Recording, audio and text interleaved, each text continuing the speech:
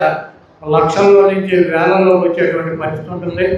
ఎన్నికలు వచ్చినాయి, అనేక రకాలైనటువంటి వాగ్దానాలతో చంద్రబాబు నాయుడు ముందుకు వస్తున్నాడు. డ్వాక్రా మహిళలకి 4 విడతలుగా రుణాన్ని వెనక్కిస్తానని చెప్పారు. మీరు కట్టాల్సినటువంటి అమౌంట్ని జగన్మోహన్ రెడ్డి గారు ఇచ్చారు, ఇవ్వలేదమ్మా. చంద్రబాబు నాయుడు గారు 2014లో డ్వాక్రా మహిళలకు ఉన్నటువంటి 21,000 కోట్ల రూపాయలు అప్పుల్ని రద్దు చేస్తానని 2వ సంతకం పెట్టని చెప్పాడు. రద్దు చేశాడు. చంద్రబాబు నాయుడు గారు చెప్పినటువంటి మాటలకి ఆయన చేసేటువంటి పనులకి పొంతన లేదు. ఆయన ఈరోజు జనసేన కానీ తెలుగుదేశం పార్టీతో బీజేపీని కానీ కలుపుకొని జగన్మోహన్ రెడ్డి గారిని ఎట్టి పరిస్థితులు అధికారంలోంచి దించాలి. రాష్ట్ర ప్రయోజనాలు అవసరం లేదు, పేదల ప్రయోజనాలు అవసరం లేదు. ఆయన తెలుగుదేశం పార్టీ అధికారంలోకి రావాలి.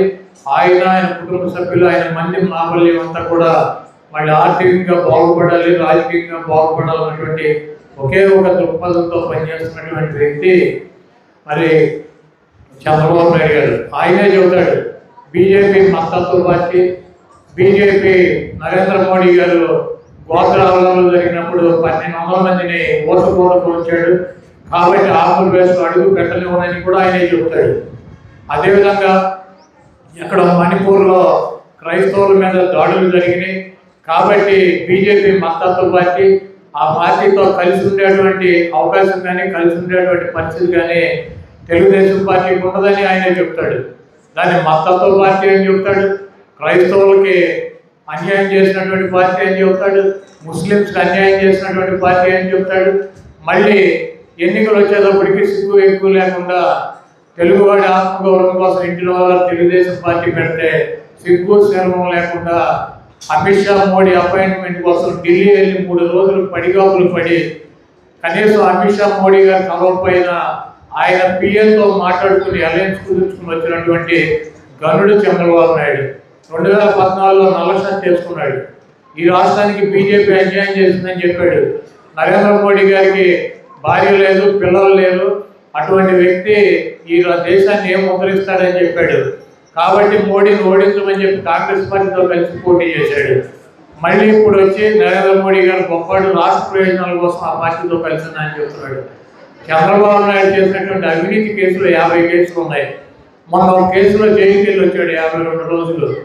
చంద్రబాబు నాయుడికి అధికారంలోకి రావడానికి తెలుసు. రేపు జగన్మోహన్ రెడ్డి గారు ముఖ్యమంత్రి అయితే ఆయనకి ఇబ్బంది పడకుండా కేసులు పెట్టించుకుని జైలుకి వెళ్లకుండా నరేంద్ర మోడీ గారిని అడ్డం పెట్టుకుని ఈరోజు తిరగాలన్నటువంటి ఉద్దేశంలో రాష్ట్ర ప్రయోజనాన్ని వదిలేసి మతతత్వ పార్టీ అని చెప్పినటువంటి ఆయనే అదే బీజేపీతో కలిసి ఎన్నికలు పెడుతున్నాడంటే అధికారం కోసం ఎన్ని అబద్ధాలైనా చెప్తాడు, అధికారం కోసం ఎన్ని అడ్డదారులైనా దొరుకుతాడు, అధికారం కోసం ఎంతమంది కూట్లైనా నాకేటువంటి పరిస్థితి చంద్రబాబు ఉంటుంది. జగన్మోహన్ రెడ్డి గారు చెప్పినటువంటి ప్రతి మాటని అమలు చేశాను. డ్వాక్రా మహిళలకు కానీ లేకపోతే ఆసరా కింద కానీ చేయూత కింద కానీ పెన్షన్లు కానీ పేదలకు 31 లక్షల మందికి ఇళ్ల పట్టాలి ఇల్లు నిర్మించేటువంటి కార్యక్రమం కానీ లేకపోతే మీ పిల్లలకు ఇంగ్లీష్ మీడియం పెట్టి స్కూల్స్ను బాగు చేయించి మంచి ఆహారం పెట్టి పుస్తకాలు బట్టలు అన్నీ కూడా ఇచ్చి మరి పిల్లల్ని చదివించేటువంటి ఇంగ్లీష్ మీడియం చదువులు చెప్పేటువంటి కార్యక్రమం కానీ ఫీజు రియంబర్స్మెంట్ కానీ ఆరోగ్యశ్రీ కానీ ఇటువంటి అనేక కార్యక్రమాలతో జగన్మోహన్ రెడ్డి గారు మీ ముందుకు వచ్చాడు. మీకు మంచి చేశానని చెప్పి భావిస్తే మాకు ఓటేయండి. మీరు కనుక నాకు ఓటేసి నన్ను ముఖ్యమంత్రిని చేస్తే మీ కుటుంబాలకు అంతగా ఉంటాను.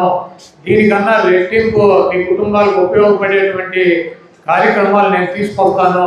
పైన దేవుడు ఉన్నాడు, ఇక్కడ మీరు ఉన్నారు, మీరు ఏం తీర్పిచ్చినా కూడా నేను శిరసా వహిస్తానని చెప్పి దమ్ముగా ధైర్యంగా చేసినటువంటి కార్యక్రమాలు నమ్మి మీ ముందుకు వచ్చి నిలబడినటువంటి వ్యక్తి జగన్మోహన్ రెడ్డి గారు. చంద్రబాబు నాయుడు 14 సంవత్సరాలు అధికారంలో ఉన్నాను, మీకు ఈ మంచి చేశాను, మీకోసం ఈ కార్యక్రమాలు చేశాను కాబట్టి నన్ను గెలిపించమని చెప్పి అడిగేటువంటి దమ్ము ధైర్యం లేక ఒక పక్క పవన్ కళ్యాణ్ని, ఒక పక్కన నరేంద్ర మోడీ గారిని, ఒక పక్కన ఉత్తపుత్రుడిని, వెనకాల కాంగ్రెస్ చెల్లెమ్మని, ముందు బీజేపీ వదినమ్మని వీళ్ళందరినీ పెట్టుకుని ఏదో రకంగా జగన్మోహన్ రెడ్డి గారిని గంతి దించడమే ఒకే ఒక కార్యక్రమం. పవన్ కళ్యాణ్ గారిని అడిగితే నీ కోరిక ఏంద్ర బాబు అని దేవుడు ప్రత్యక్షమయ్యి జగన్మోహన్ రెడ్డి గారు తీసుకోవాలని చెప్తారు. అసలు వేరే కోరిక లేదు ఆయనకి. చంద్రబాబు నాయుడు గారిని అడిగితే నన్ను ముఖ్యమంత్రిని చేయమని అడుగుతాడు, వేరే కోరికే లేదు. ఈరోజు పవన్ కళ్యాణ్ కావచ్చు, చంద్రబాబు కావచ్చు, బీజేపీ కావచ్చు, ఇలా ముగ్గురు కలిసి పోటీ చేసినా కూడా వైఎస్ఆర్ కాంగ్రెస్ పార్టీని ఎట్టి పరిస్థితుల్లో ఓడించగలిగినటువంటి దమ్ము, ధైర్యం, సత్తా లేవు ఆ పార్టీలు. ఎందుకంటే జగన్మోహన్ రెడ్డి గారు నమ్ముకుందా పైన ఉన్నటువంటి దేవుణ్ణి.